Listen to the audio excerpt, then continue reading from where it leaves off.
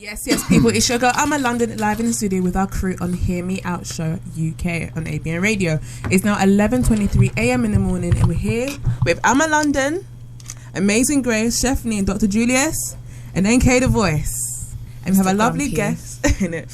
And with our lovely guest as well, Niella. Hi, Niella. How you doing? Hi. I'm good. Oh wow. Okay. You've entered. I'm good. How are you all?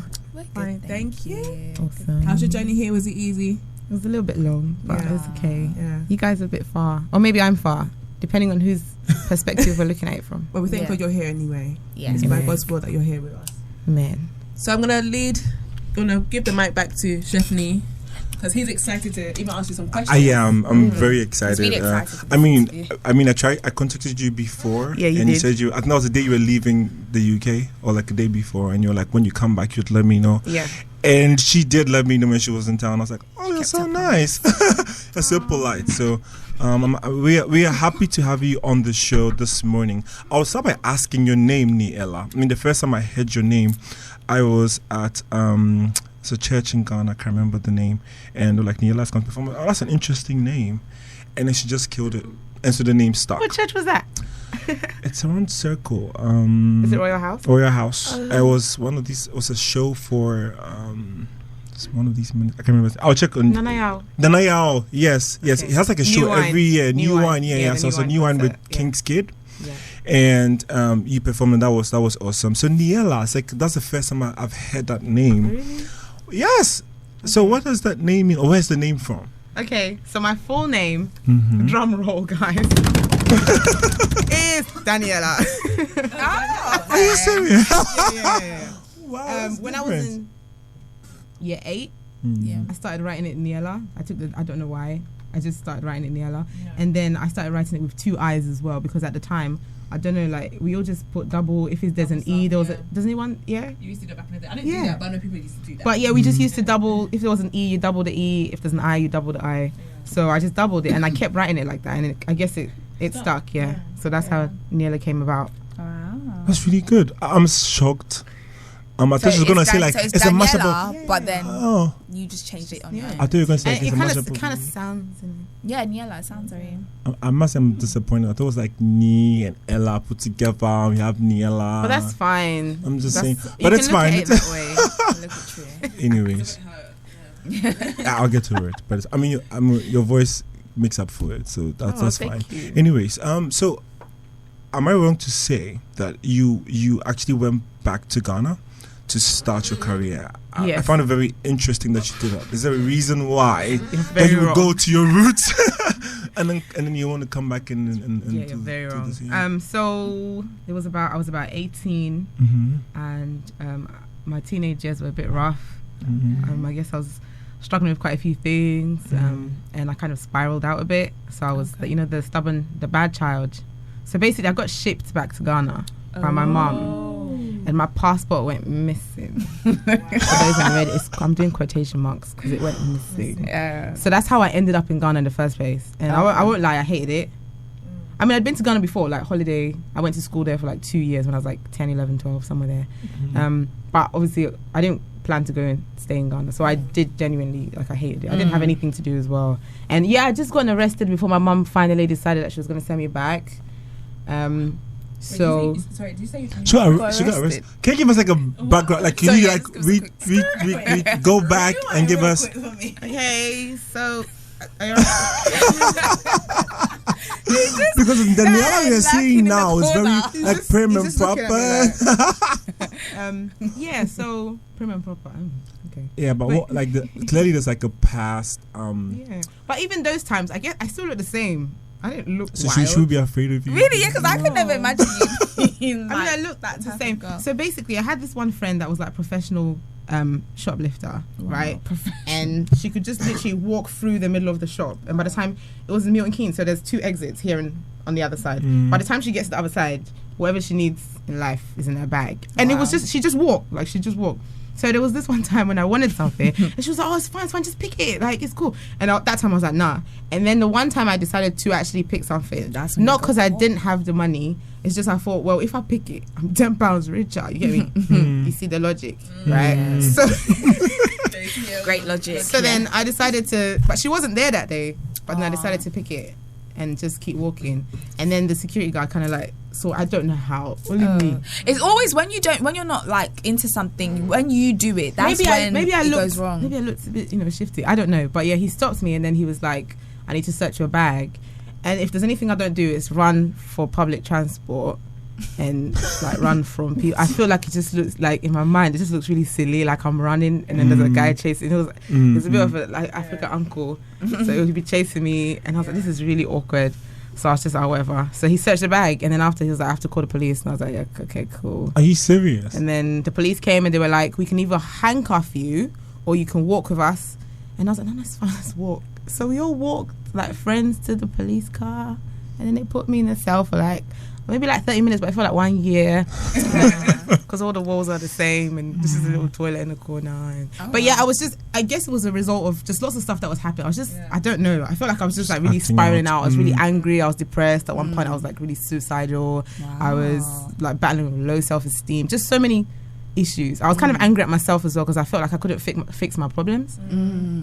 Like I was just like in a really not a great headspace. And so after that happened, I went home. I had to now convince my mum because they were going to send a fine to the house. It was like £70. I was in college and I really got £30 a week, so I had to now make up a story. I told her I had this one girl in my college really hates me, and so she set me up and she put something in my bag and I didn't even know that it was there, and that's how the security man caught me and blah blah. And my mum was just like and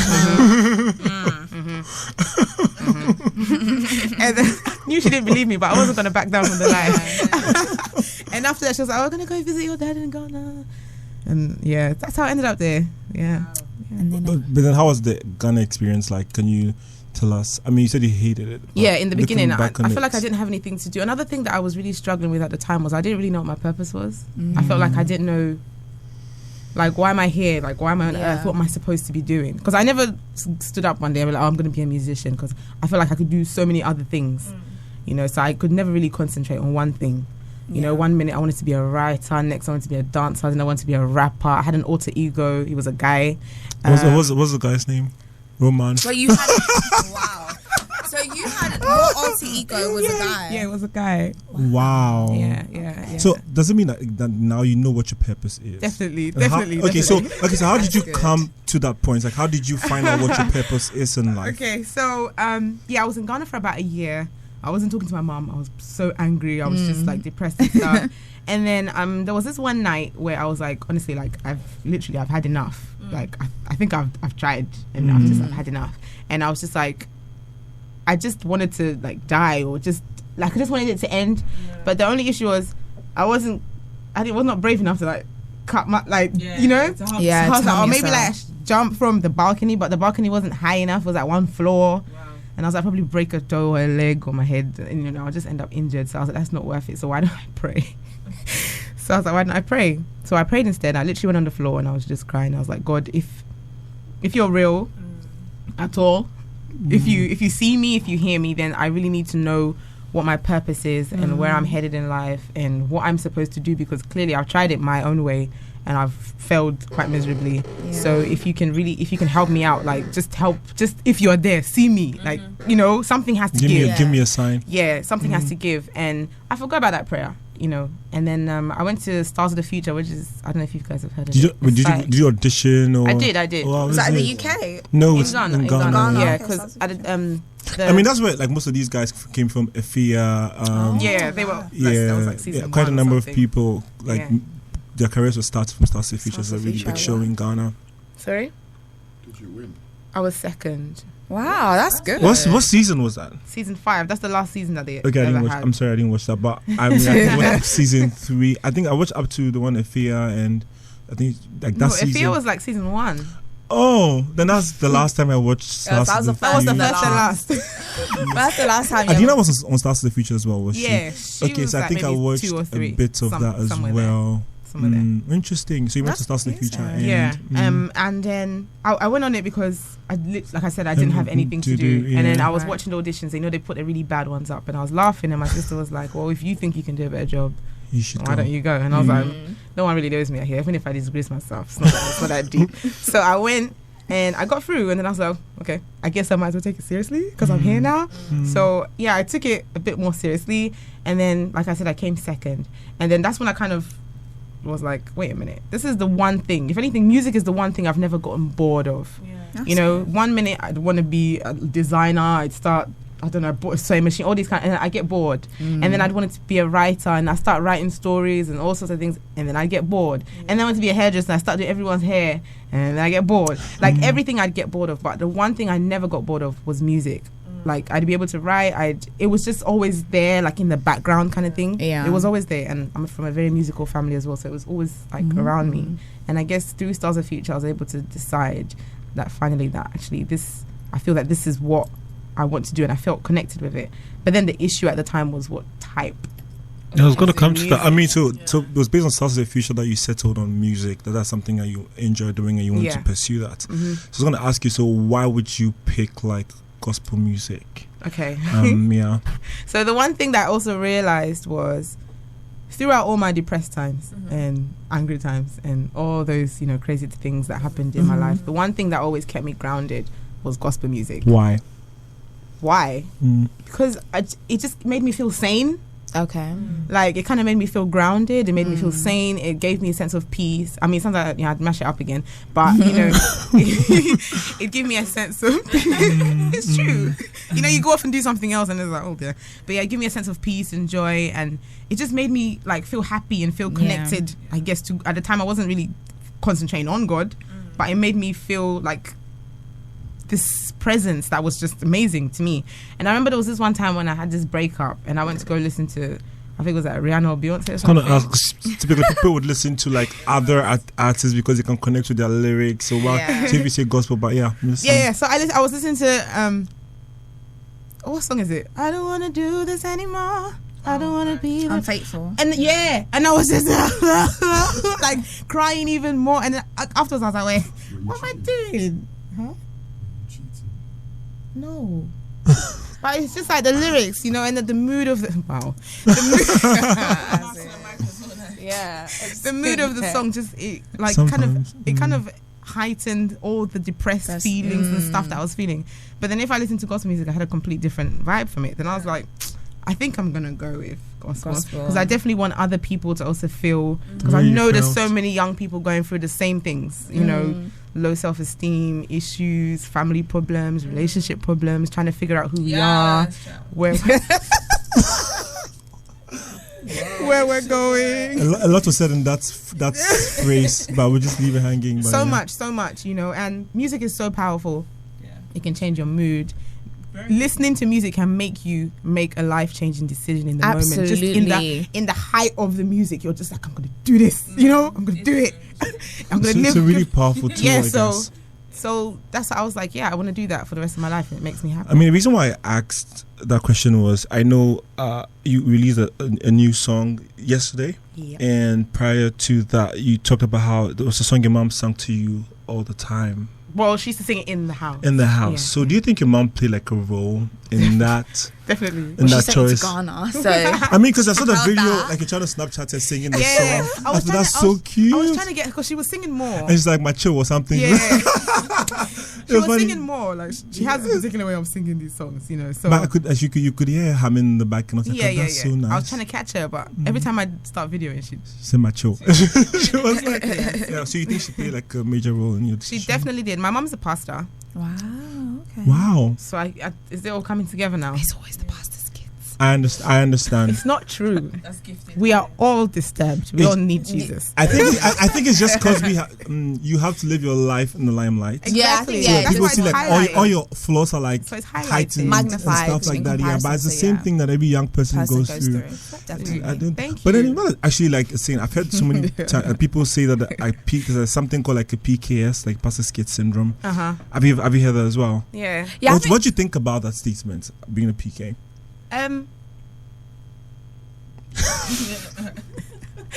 I think so much about it. I'm not sure which angle to come from. Just feel free and just speak your mind. Being a pastor's kid definitely, I would say, has this, is like this expectation on you, and like And for me, I was really angry about that growing up because I've always kind of been, I don't like rules and regulations, and I think that kind of helped me now because I'm not very easily influenced by people and things and stuff. I'm very like, if I'm going here kind of thing. And so I didn't like the fact that there was like rules and regulations, especially when you're in a time when you're not even sure what you believe. It's like you have to it's church, we have to go. So everyone, like, where else are you going to go? My mum is super strict as well. So it was like, I had to come to church even if I didn't want to. I had to sing even if I didn't want to. I had to participate. And it was just kind of, so you just kind of go behind this wall of pretense sort of thing because you just want people to get off your back, to be honest. So you just, you play with emotions and stuff. I mean, suppose I was to come to church with my hair one way and my clothes one way, everyone would be like, oh, what's up with pastor's daughter? That kind of thing. So you just kind of fit in, but behind it all. And then to me, it was kind of annoying as well because then it's like you have to live two lives. Yes. Because it's like, I'm not actually ready to be one of you guys. At the time, it's like, you guys. I'm not ready to be one of you guys. But then just to keep you off my back, I'm just going to play along with it, which I think is kind of not right, So the stuff that happened, was it like a climax of like, I'm just tired, I'm just going to be me? And then it was like things were just spun out of control. And definitely. I mean, I was definitely searching. Like I said, I didn't know what my purpose was. I was definitely searching and kind of like just trying to also figure out who I was apart from this. I grew up in church my whole life. There was times when there was ushers meeting on Monday, elders meeting on Tuesday, whatever on Thursday. And you had to be at all of them? Yeah. And some of the meetings happen in my house. Yeah. So I'm there. So you're there for everything. And it's like, if we're praying, why are you not praying? Is something wrong with you? Like, you don't want to connect to God or something? Why are you in your room? Come and pray. So you have to come and join. So we had to be part of everything. Yeah. So it was just, I kind of spiraled out because I was searching. I wanted to figure things out for myself, not because of. Yeah, I will say that I'm not a pastor's kid. I'm just a commoner. A commoner. This is a commoner. Wow. I'm just a commoner. But I do. From what I've seen on the outside looking in, I do. Sorry, no. So I said what I've seen from the outside looking in. Sorry, just to distract me. I think that like you've mentioned, because there's a high level of expectation, I guess, because it's you're the pastor's child, and a lot of times the pastor is the one talking to the congregation, like maybe as a church or as a Christian you should be living a certain way, and so, and like you rightfully said, what a young girl or boy who's a pastor's child goes through or is the norm of like every other young person, but because you are a pastor's child, it's just magnified even more. And definitely. Because maybe for the most time the pastor's the one that's preaching that you should be living your life like this and doing your life like this. It doesn't make sense for your kids to be. So then so a lot of the times I think too, sometimes when the reason why the people in the congregation can be like, so you were saying that I shouldn't be doing this, but then so I think that's another like aspect of it too. Definitely. But I think it's normal. Like, just because you're a pastor's kid doesn't mean you're a human being or a young person. You go through all the same things as a young person. Definitely. Just obviously because it's much more in the spotlight and it's more magnified in comparison to the other girl boy commoners. The other commoners. Commoners like we that are just You're a chief's son. Okay. Okay. Anyway, so we'll take like another song from Niela featuring Joe Metal. I'll ask you about the song Niela. So this will be around here by Niela featuring Joe Metal. The chief's son, you can't mess it up. I'm sure. Yes, people, we're back, and you're still with the Hear Me Out show, 11:49 in the morning, with your girl Amma London, Amazing Grace, NK The Voice, Chef Nee, and Dr. Julius, with our lovely guest Niela. How you doing, Niela? I'm alright so far. That's good. Chef Nee still got some more questions for you. We'll just jump in whenever. So we just listened to your song with Joe Metal. I think the video is pretty interesting, and you just said that you sold most of the clothes yourself. Yes. So do you take orders? You can be Amazing Grace. No. Sorry. No. I put my sewing machine away quite a while ago. You do men's stuff though. She put her sewing machine a while ago. No, did you used to do men's stuff is what I meant. Did I think I sewed one outfit for a guy. Can you sew trousers? Trousers a bit stressful. Yeah, I know, like pants, even for regular tailors, the shape. I'm on camera. Sorry. That's not. I was gonna ask if like you do pattern design, but it's fine. That's like just going into fashion. We'll get like a fashion designer into the studio later on. But that's a very interesting video. How did you hook up with Joe Metal? How did you guys end up doing the song together? So I think it was trending for a while in Ghana as well. Yeah. So basically, he's quite a distraction, isn't he? Yeah. So I don't usually write tree. Even the way you said the tree requires even, I don't know what happened. suspect. I usually said tree like normal tree. I don't know what happened just now. It's this person sitting next to me. So I don't usually write tree songs. But then I got like part of that song, but then I didn't have a second verse and I wanted someone to help me out with it. So I just called up Joe and I was like, oh, would you help me with this song? And he was like, yeah. So he wrote the second verse and then we kind of rearranged it a bit and they went to the studio, recorded it, and I was like, let's do a video. How did you guys end up with the bridge? Because it's so different from the entire song. Oh, the end. Yeah, I was like, that's more like that's interesting. Reprise? I don't know. Reprise.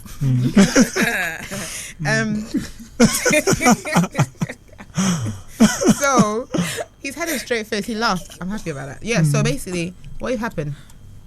It was part of the song, but it was different. It was really different. Yeah, we were wondering where to put it. No, but it was upbeat. It was a bit upbeat. So, but then it just didn't sound like the rest of the song. So we took it out, and then eventually we're like, should we turn it into a different piece of a song at the end? So then we're like, okay, then. So we did it, and I think it's okay. So we just left it there. So okay, because I know we have like songwriters, we have singers. So which means you do both. Yeah. And when did you figure out that you were both? I was like 15. So you've been writing for a very long time. Yeah. Wow. What's the first song you wrote? Do you remember the first song you wrote? Well, no, you don't remember the first song you wrote? I mean, I remember the first song that I sang, like one of the early ones that I sang at like church. But I mean, I always apparently when I was like really young, I'd come up with like one liner, one liner. Yeah, like maybe like Jesus loves me, Jesus loves me, or something, and I'll go and sing to my mum, and she'll be like, yeah, my mum was really cool with that. Like, she'd really encourage you, like, oh wow, you wrote a song, let me record it, and then she'll record you, kind of thing. So that you feel like encoured, sort of thing. So I guess I was always writing songs. That's good. Maybe nobody would listen to them, but they were, yeah. So you write. So do you write all your songs? Yeah, I believe I've written most of your songs. Yeah. Amazing. Yeah. I know your brothers play instruments as well. Yeah, they do. Because at the show I think they were playing like the drums. One was on bass that day. Bass? Was it bass? Yeah, one was on bass that day. Are they older or younger? Younger. The younger. But I have. Oh, okay. For what? I'm just making sure the coordination. I have older ones as well, but I don't think you'd know them. Older ones. So what instruments do your brothers play? Just forget. One plays keys. Yeah, I think and then the other one plays. Well, he started with drums, but now he plays bass and when keys. I saw him, I think he was on drums. Is it the Royal House thing? Yes. No, I think I've seen you at two different events, and one time then probably it was drums. I remember. Yeah, he started with drums, but now he's playing bass and keys. He seems to be able to play anything he picks up. And how has that helped your ministry as well? That's definitely been like a major. Yeah, because I know like you just got brothers like you could be like. At least once you get a keyboard, you're cool. Yeah, I think once you got a keyboard, drums. Because usually we have a keyboard in the house, or there was a time when we were all in Ghana at the same time. So, we just go to like the church house, and then they just play. They'd make up progressions. I'd come in, I'd sing, I'd write. So we were just always consistently making music together. So that definitely it helps to have someone like right there that I just thought of something and just quickly put it together. Yeah. Yeah. So now, how like being in Ghana or being a musician now? How do you feel like? Do you feel like you've really broken into the industry? Like, like when people say like Niella, it's a like a house or like a big name. Like, do you think you've really made your mark, or it's gradually? I think now, I could be just randomly walking on the street and stuff, and people just, that kind of thing. And I've even had like the one that shocked me the most was a Toto driver who just. Because people like Toto drivers, they have a particular. I know this sounds a bit stereotypical. Songs that they listen to. Yeah. Oh, right here they have a particular type of songs that they would listen to. So shouting and crying. Me, I'm supposedly our bro time a bit. And they know you. Yeah, for a guy to come up to me and be like, "I know you. You're that girl from the TV." And I was just like, yeah, he was like, "You're that girl from the TV." But do people recognize you more from the Stars of the Future or no. as? No, I don't think I think I've changed to. I had the long weaves. and like full face makeup, and you know, so it was just a lot different at the time. So I think maybe I know some people see me and like, oh, that's the girl from Stars of the Future, but usually maybe because of the presentation, okay, they're so a bit like. So it's like the natural hair, like the look you're going for. Is this like what caused you to go with like the natural look? Peace. I was about to say weaves and stuff was just a bit stressful for me, to be honest. I feel like this is a bit long. And then what even happened? I'd perm my hair a lot, and then it'd end up breaking. I felt like it would get stuck at a particular, you know, and then it kind of thin. And then I was just like, there was this one time when I saw this girl's puff, and I asked myself, why do I actually perm my hair? And I was like, I don't know the answer to that question. I think it's just because everyone's perming their hair. Like, I didn't know the answer to the question, and I was like, but I like natural hair. So then I just went home and literally just cut it off. Are you serious? Yeah. How did your mom feel about that? She's a grown girl, so like recently I cut the sides. Like, it was a bit more, but I cut the sides. Yeah. So I just it suits you though. Suits you, yeah. It's like your look. It's working. But tell us about Freno, which is your latest song. Yeah. Why should we listen to Freno? And what does Freno mean for our non? And apart from it being nice, so Freno basically means, for those that don't understand the tree, it means call him. Kofi. Call him. Now you know. And it simply says call him in a time of need, and he will answer you. And that's sweet. I'm sorry. It's just because you're always on his case about his tweet. Tweet. You guys should give him lessons of laughing. Anyway. Yeah, continue. I'm sorry. This is sidetrack, but yeah. Yeah, so sorry guys. So Freno, it's a song that my mum used to sing quite a lot when I was growing up. She used to sing all kinds of songs when I was growing up, and that's one of the songs that she would sing quite a lot. And I decided to kind of like put my own spin on it. And I know people don't really know me for singing Tree so much, and I just kind of wanted to. I mean, I do sing Tree. I sing Tree at my church like almost every single Sunday when I'm in Ghana. So I sing Tree a lot, but people have just kind of. The material, just that the material you've pushed out hasn't necessarily been. Yeah. But then again, Obianiho is Tree, isn't it? Yeah, so I mean, I don't think that's like a fair analysis of your. So if you want to listen to Freno, where can we find this on Spotify and iTunes? Yeah. It's on Spotify. It's on iTunes. SoundCloud. It's on SoundCloud. It's on, where is it? It usually goes on quite a few places because, you know, it goes up on Amazon Music, Google Play. That's cool. If you hear it everywhere, like I mean, once you any music streaming device. Yeah. I just wanted to, if there's like a young person listening to us who's going through a phase, trying to figure out themselves or it's like they're trying to find out who they are. I think you've been through it clearly from what you've said. Yeah. What advice would you give them? I would definitely say to anyone who's going through something that you should definitely be yourself. I wouldn't advise you to kind of go with the flow just because everybody else is. I would advise you to address the issue. Sometimes we are going through a lot and we know we're going through a lot, but we don't actually we address like issues around the issue and we don't address the issue itself. You know, sometimes it could be different kind of things. It could be stuff that happened when we were growing up. It could be family issues. It could be just, it's not nice to talk about the fact that, oh, maybe I feel insecure as compared to everybody else around me.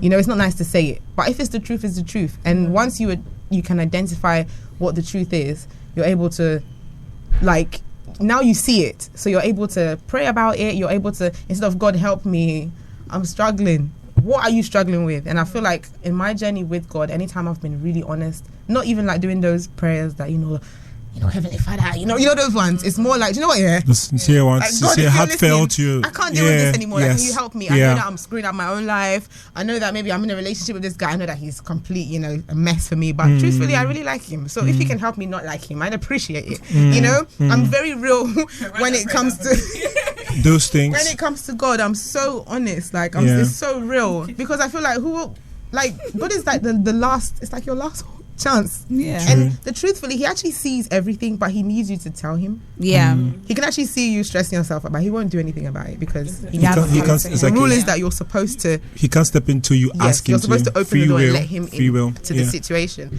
So I think we should end it there. That's a good motto to go with. Sorry? What was your root issue? Oh, what was my root issue? Are we all listening to me? Yeah. Okay. He's so quiet. I don't. My root issue, for me, I think it was. You think he was? I mean, it was quite. No, it was a few things, but I'm like the main one itself was the fact that, like, growing up, I just felt like I didn't fit in. Like I was a circle trying to fit into a square, and that made me end up doing lots of different things to try and be like to fit into the. I felt like I was different from my siblings. I felt like I was different from people around me. I just felt different, and that made me act out. Yeah, and I didn't know what my purpose was. Like that was a big issue. That kind of the purpose thing kind of materialized a bit later. But growing up, I just remember that I felt different, and I kind of felt less than compared to other girls around me. I didn't feel as pretty. I didn't feel like I just felt off. So for someone listening who probably feels the same, like you're talking about root issue, like how deep does that root go to kind of yank it out? So for me, I would say different things that happened in my life caused me to address these issues. There was times when I literally had to like speak out and tell myself, you are fine, you are beautiful, you're interesting, you make people laugh. I would speak out loud like I was crazy, but sometimes it helps to give yourself, because in your mind by yourself it's like you don't have that assurance in yourself that you say are out loud. But there's so much can happen when you say things out loud. That's right. Sometimes you're in a situation and it seems like it doesn't make sense, but as you start telling your friend, you kind of get the answer before you finish. Yeah, that's I agree right. with that one. Yeah. When you So stuff out, you actually clock on there's what you're something gonna say. about bringing stuff out. When you keep it in, I feel like that's also like a tool of the devil to keep you absolutely. in a shell, like to keep you in I that. mean, it just confirms what the man of God once told me. He said the devil is most effective when he's hiding. Once you bring it out in the open, he has nothing to stand on to get you. So if I say I'm struggling with this, everybody knows. So they know how to address, how to come to me with certain issues. But if they don't understand why you are behaving in a particular way, it also makes it difficult for them to understand and help. Yeah. So the devil is most effective when he's hiding. If it's anyone who's listening to us who's going through any issues, just know that it helps to speak out. There should be somebody out there that you trust and are confident enough to tell, and who can pray with you. So I always say, don't just tell anyone. Tell somebody who can pray with you and hold your hand through the process.